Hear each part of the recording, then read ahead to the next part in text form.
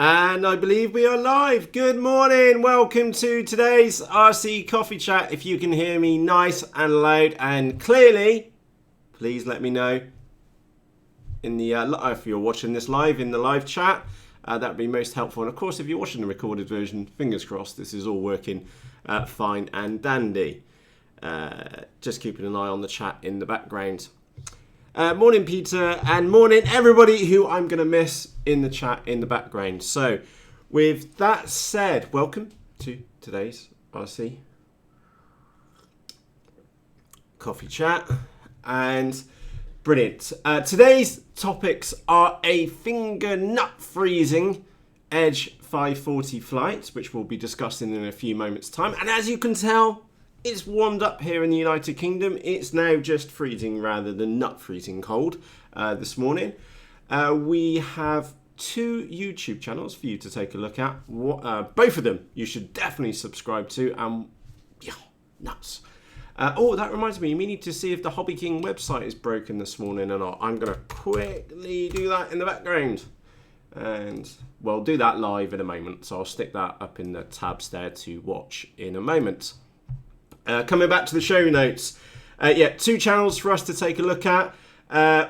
Gravitational waves. They are a proven fact. Now, I have covered this once before in a very early RC Coffee Chat. So those of you which know about this, we're just going to cover the basics. Hall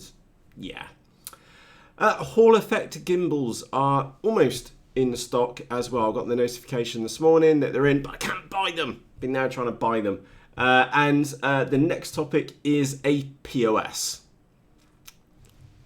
The POS is sat next to me right now, and you'll find out what the POS is at the end of today's RC Coffee Chat.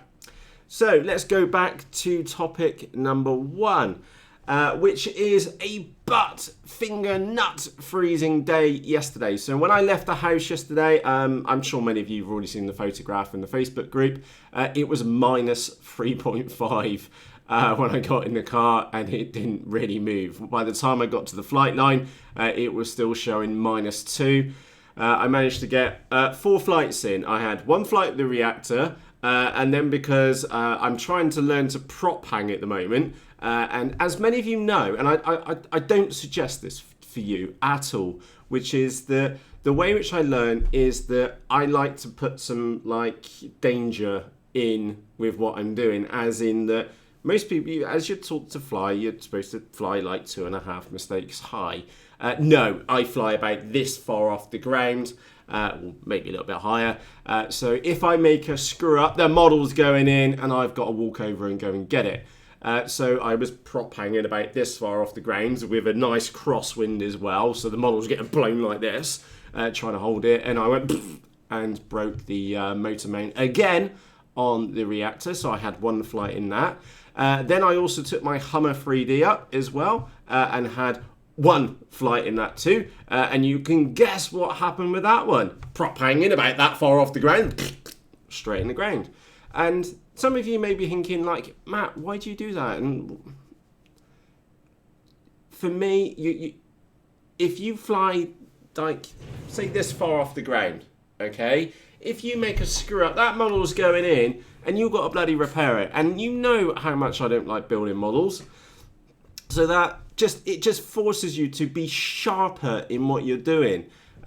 So that's just the way which I learn. I have to put myself... I remember when I learned to fly, I would fly as close to the ground as I dared, because if I made one screw up on those sticks, the model was going in, and that would be the end of the flying for the day. So my poor AXN, I can't believe that thing still flies, is still going now, I hasten to add, but the amount of stuffings is just unreal. So yeah, it took 3 models, actually took 4 models up, but I didn't fly the little rainbow wing in the end. Yeah, I took the reactor up, I took the Hummer 3D up, broke them both. I had one flight in the Edge 540 to begin with, and I did put on the Firefly crap camera. That's what I'm going to name that as now, Q6 crap. It doesn't like the cold. And I've already broken the LCD, the little OLED screen on it as well. So really good idea. But and the other thing which I don't like about, I'm going to do a little mini review on these, is that this is premium sticky back Velcro on the back. This is like the best stuff I have ever come across. It's like 10 quid for like 5 meters of both the fluffy and the spiky side, and it just won't stick to it.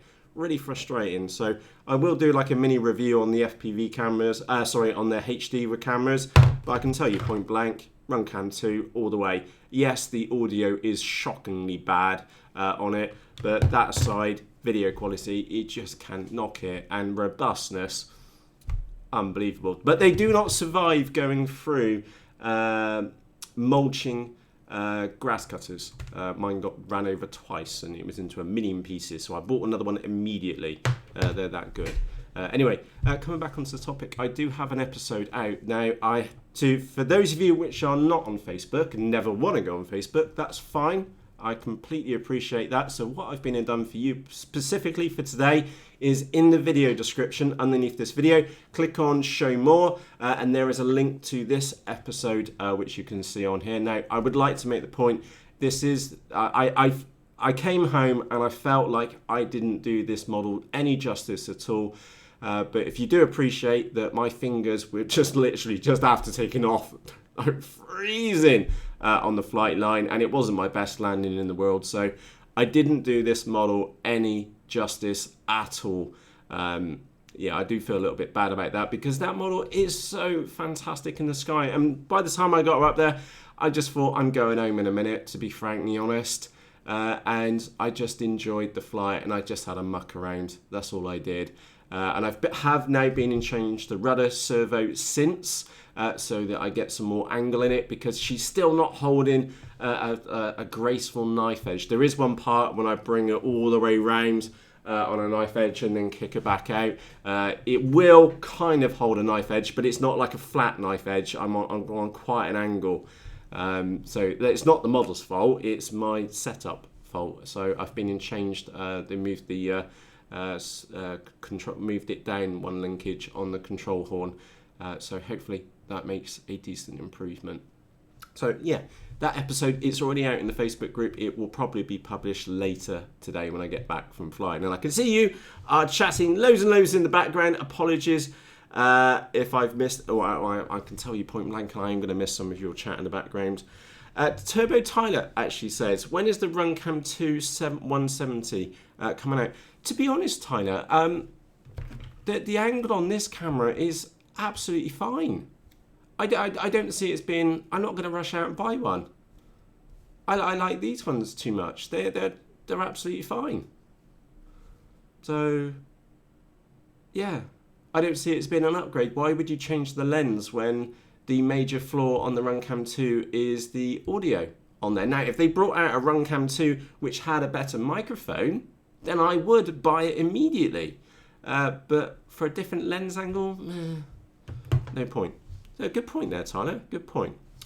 So brilliant. There's the chat going in the background. You can see it above. Hopefully the font size is a little bit bigger. Can't remember who mentioned yesterday about the font size not being big enough. So I hope it is a little bit bigger for you this morning. And if it's not, then I can up it a size again. We'll keep going till we get it right. So let me know on the comments if you think the font size is big enough for the live chat above. Okay.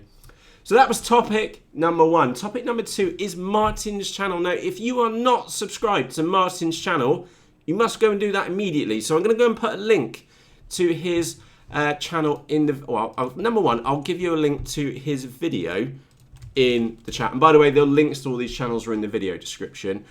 Go and hit subscribe on his channel, because he doesn't always post RC videos up, and there's some cycling ones on there, which is great. Well, if you're into cycling, that's fantastic. But he's also a very, very good pilot.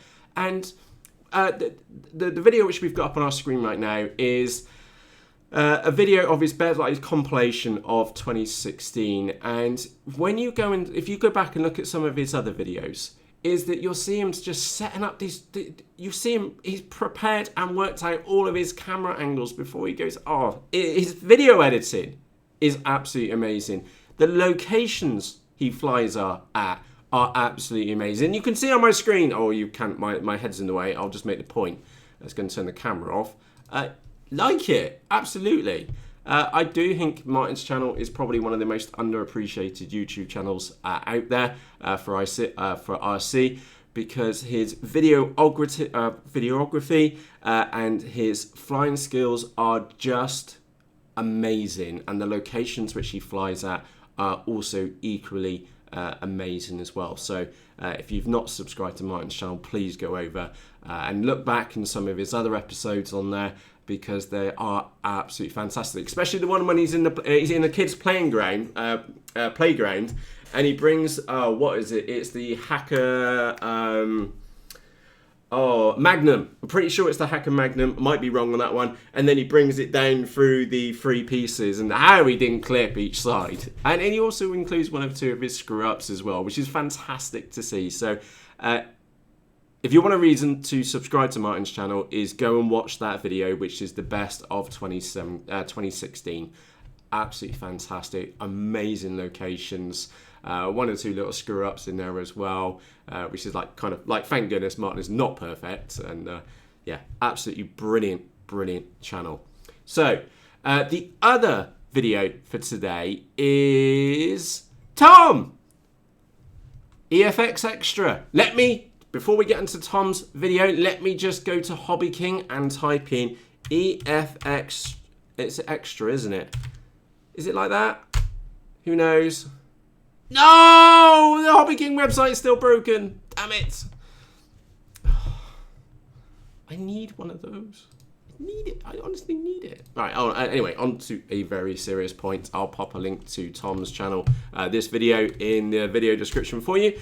Tom's taken the Durafly EFXtra out for a rag around on 3S, I believe. But FPV, absolutely fantastic. So if you would like to see what the EFXtra is like for FPV, which is, how do we phrase this? My kind of style.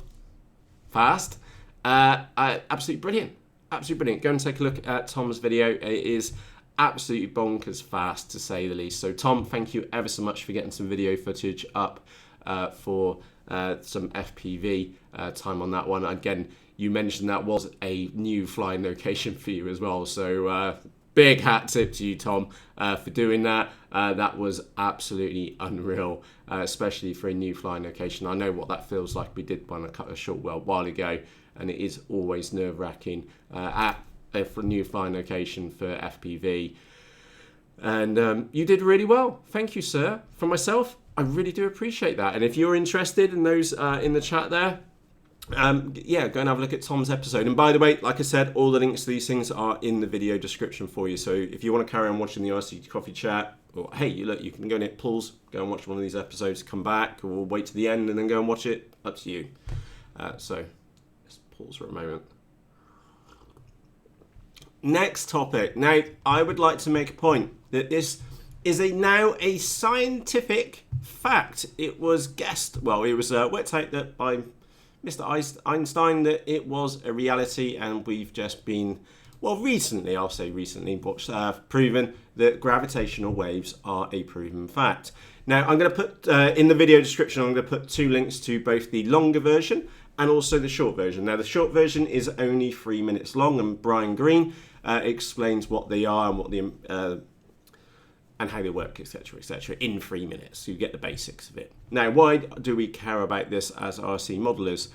Is this may explain some of your unscheduled landings, and you can now base one of those unscheduled landings or more on a distant stars smashing together. May have impacted your flying ability here in the United Kingdom or just here on planet Earth. So gravitational waves are a valid reason of why your flying wing may have had an unscheduled landing. And talking of unscheduled landings, yes, Fox and Matt, I did watch your video yesterday, and that was absolutely hilarious. Good boys. So, yeah, gravitational waves, proven fact. And by the way, if you do have the time, watch the full version. It's absolutely fascinating, and I really do like World Science Festival. Yeah, I really do. Right, next topic. Hall effect gimbals. Now these have apparently come into stock. I've got the email this morning. I've been here religiously refreshing the page to see if I can get a pair of new sticks to go in my Taranis. We'll find out if they are any good or not, and hopefully they're in stock by the 28th. So again, I've put links to those in the video description. And yes, Riff, that explains all. It's a valid reason of why you had an unscheduled landing. It could have been a gravitational wave. Proven fact, you know, and you can always refer that pilot, somebody who comments on it, to Mr. Brian Green, and he'll put him straight. Right, the last topic for today is POS. Now, those of you which don't know the story behind this is that on Hobby King's Black Friday, Cyber Monday deals, which was generally a bit of a flop, and what did I pick up? I picked up some batteries and a battery charger. So I bought some of those Turnigy A-Spec 1.3 3S batteries. Brilliant ones, as many of you know. Well, I think they're brilliant anyway. And I bought the quad-core battery charger as well, which I've had to turn off here in the background because the charger's not loud, but the power supply is. And they also had a Decathlon Scout. Now, unfortunately, I do know that I'm not the only person to have suffered quite a heavy gravitational wave with their models. So this now goes down in history as my fastest receive, build, and unscheduled landing due to a gravitational wave in a single day. So I open that to the floor as a challenge to you. Receive a model, build a model, and land it in the same day. And where is she? That was the After Effects. That was the second go, by the way. And when my computer catches up, there is a nicer picture of her. There we go. It was such a beautiful little model. Very well full shape to a degree. There were a few negative points, like the aileron servos hitting the rods underneath, but visually, very, very attractive little model. Unfortunately, flight performance somewhat lacking. And how many of these windows I got open now? Yeah, unfortunately, it ended up like that after a gravitational wave. Now, the first flight was my fault. I flew it out the front and I clipped the side of the house on the launch. And it went straight into tarmac. Didn't stand a chance. So I have, and this was the second flight. I gave her a second go. I do have some video footage. I'll get it out at some point. But I have been on, and yes, Lauren. Unfortunately, I know that you've may have had experienced an unscheduled landing with yours as well. And I have been and remodeled this model, and I've renamed it POS. Now, there are some new markings on here, so let me just walk you through my adaptations. The first one is I spent absolutely hours crafting out a new propeller for this one, and I definitely didn't just ram it on and tighten the nut up as hard as I could. And I think that's a 5x6 or 5x5 prop, so we'll probably burn the motor out. But to be frankly honest, that's the last of the model's concerns. I've created and spent hours sculpting a new windshield for it on there. Now, those of you who think, Matt, you never fly balsa. Well, that, ladies and gents, is balsa wood. So you can't say I never fly balsa now. And I've even put a piece on the opposite side as well. This nose area is kind of detachable, as I'm sure many of you already know, and I've put about 5 glue sticks in this one as well, so we know that it's now super rigid. I did make a bit of a mistake, and when I put the wings down, I didn't pay much attention to the cables, so they are actually hanging out the side. So I did rip out the. I carefully cut out the window, and I definitely didn't use a pair of pliers and just rip it out. And then sculpted a little ventilation hole here, and then I've put a little bit of hot glue on there to make sure it's securely held in there. The underside is fine. I have put a healthy amount of hot glue on the undercarriage because that was a known weakness point, so I thought I'd improve that a bit. And then let's go through the decals. So in the sky you will be able to see its new name. So I've renamed it from Decathlon Scout to POS, and that's opposite side decals. Now, I do have a little POS sign underneath as well. Now, just in case, for whatever reason, I was to lose this model, now I would want it to go to a good home, so I have put a message on there for the new owners with clear instructions. I think it's pretty clear on what they should do if they find this model, should she ever go AWOL. And yeah, this is my new model. I'm really looking forward to flying it, and to be frankly honest, I don't know if I can be even bothered to carry it across the flight line today, because we will be out with the clouds today, and I might even drag along the Phantom as well. I'll see how I can like waddle along with two great big models with me. But yeah, today is a flying day, and this is my new POS. I don't know whether I'm going to be flying this one today or not. It makes all the right noises.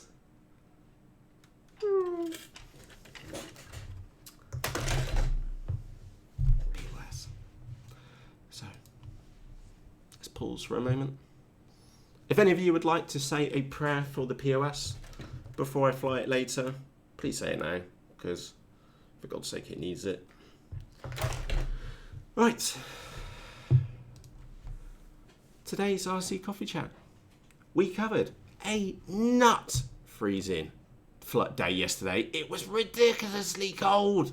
Honestly, I feel bad for the Edge 540 because it is such a fantastic model, and I didn't do it any justice, and I really need to get that maiden video uploaded for her, because the flight on her maiden was brilliant, absolutely brilliant. And yesterday I just couldn't feel my thumbs, my fingers, and it wasn't just my fingers. It was the lower. It was these three fingers here. They were absolutely frozen where the wind was blowing underneath. So I had 4 flights. That was it, and I went home. It was just too cold. Martin's channel we covered. Definitely go and take a look at that video. Absolutely unbelievable. And if you've not subscribed to Martin's channel, you must go and subscribe to Martin's channel. His videography is just unbelievable. And Martin, if you're watching this, thank you, sir. I've really personally enjoyed every single one of your videos.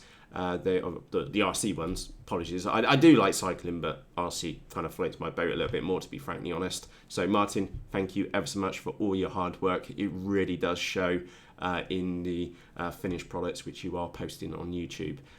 So the other topic which we had was Tom took the EFXtra out for a rag around with FPV, and it looks bad as shite, crazy, brilliant, must have one. And we checked the Hobby King website, and unfortunately, ladies and gents, the Hobby King website is still broken.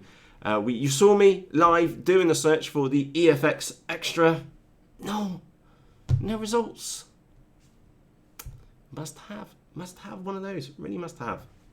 Then the fourth topic which we covered today was gravitational waves.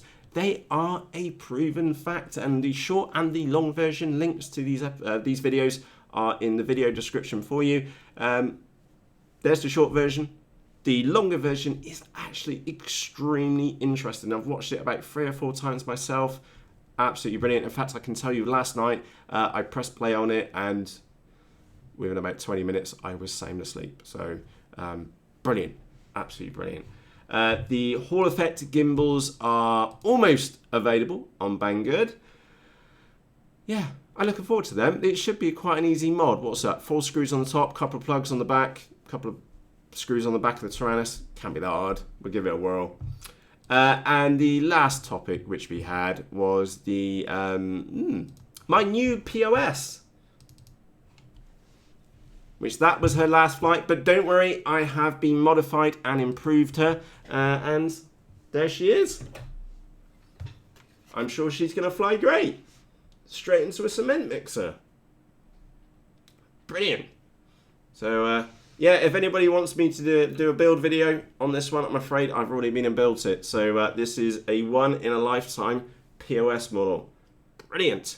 So I will make sure that I hit the record button when I go out to fly this one, because life expectancy is not good for that one.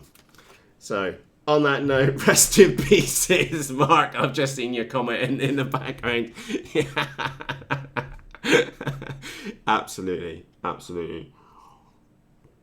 So, on a serious note, if you are out flying today, have a fantastic day. For me, I do have a little to-do list. I'm actually going to... have I got my to-do list in it? Yeah, I'll actually show you what's on my to-do list to do this morning before we go out flying. Charge up the batteries, top up the iPad because I got no credit on it, so that we... actually, to be frankly honest, I'm 50-50 if I am going to go and haul the laptop to the flight line with me. Okay, this morning. I've got too much kind of like going on with the clouds at the moment, so I'm sure you can appreciate that I want to get the cloud sorted after investing so many hours in to get that one flying. So I'm going to completely reset that one and do everything again from scratch. Luckily enough, I should have, because I haven't changed any of the control horns on the servos, etc., etc. I won't need to. Well, I will incorporate trims and stuff like that, but there shouldn't be any trimming out on the model to be done. So yeah, charge up the batteries, top up the iPad, make sure the laptop is charged, charge the phone which is already on charge, reset and reconfigure the vector, and if I have time this morning, I will do an overview video to the clouds as well, because if I've got her up on the workbench, then I might hit the record button and I'll record a quick episode on that one, but that's like 50-50 because it is 6:30 here now, and I've actually got some other tasks which I need to be doing, and I also need to be on the flight line for about 9 o'clock this morning, so it's going to be good fun. But ultimately, if you are out flying today, have a fantastic day's flying. Even if you squeeze in a small flight, brilliant. And if you're not out flying today, I will be popping a battery in for you, and yeah, have fun. In short, this is what this hobby is all about. There are ups, there's some downs, there's some reconstructions, there's some crafting required. Lots of time, energy, effort, and energy goes into building models and repairing models like this one. And you may also want to give your models a design like this one, but only if they are worthy of such of a label on them. So anyway, on a serious point, actually before I go, I think was it Martin? Somebody was asking me about the rainbow wing. Rainbow wing, painted on the bottom. That's the Rainbow 600 wing. Absolutely brilliant. I did about 4 batteries in it yesterday out the front. I really must get a video up on this one because I'm absolutely loving it. And I do get my little flying fix every single day with this one. It is brilliant. It's brilliant. What's it, 15 quid? And I've got the world's tiniest little motor on it. I kid you not, look at the size of that motor. Just put my finger next to it. It's a it's a Hobby King 1612 motor. So Martin, what do I think of it? I think it's brilliant. And you'll see, look, it's all in one piece. I haven't broke it. I've flown it into the car. I've flown it into the wires. I've flown it into the telegraph pole. I haven't stuffed it in a tree yet. I'm sure that's going to happen sooner or later. It is a bit elevator happy, if I'm honest, a little bit pitch sensitive. Now, I've got the C of G. It is it's a touch nose heavy. And I thought that was going to calm it down, but I've just come to the conclusion that it's just a bit wild. And that's right up my street. It's brilliant. And I can chuck it around in no more than about 50 meters, something like that. It's great fun. The roll rate on it's not fantastic, so you have to give it loads of throttle, bang on high rates, and then try and roll it. From like roll rates diabolical, but for spank around fun in a very small space, brilliant. In fact, if we had like an indoors, I've never flown indoors, but if we had like a decent like gym or something like that, you would chuck that around dead easy. It's predictable. You can tell when she's going to be naughty on you, but yeah, good fun. I will do a separate video on that one. Landed. Sorry, that was the laminate falling over. And on that note, thank you ever so much for joining me this morning for today's RC Coffee Chat. As you can tell, it's super warm here today, and I'm dressed appropriately. And on that note, I really am going. And if I have missed your comments in the background, remember, If you've got any questions, please just let me know underneath this episode. Obviously, if you're watching the recorded version, just leave me a comment. I will get back to you as soon as I can. And remember, today is a flying day. And as many of you know, I would much rather be flying rather than back here editing videos, etc., etc. So I'm going to grab the good times which we have so that when we got a rainy day, I'll do some video editing on those days. So on that note, I really am going now. Thank you ever so much for joining me for today's RC Still Warm Coffee Chat. For myself, Matt, cheerios!